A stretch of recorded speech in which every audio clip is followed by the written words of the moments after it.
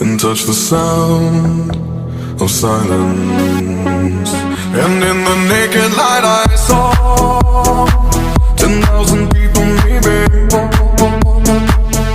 People talking without speaking, people hearing without listening, people writing songs that voices never share, and no one dared disturb the sound of silence. Fool said, you do not know. Silence like a cancer grows.